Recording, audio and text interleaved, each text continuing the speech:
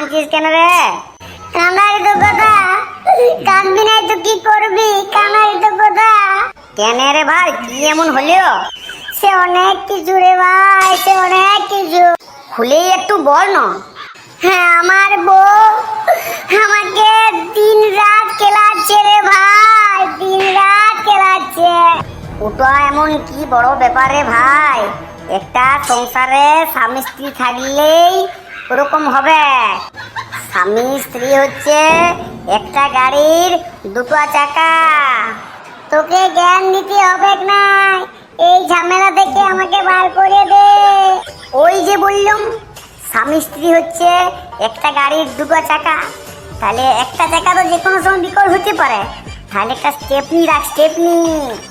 এটার মানেটা ঠিক করে বল দেখিনি, বুঝতে পারলাম। স্টেপনিটা হলো ওই ঝুমা বৌদি।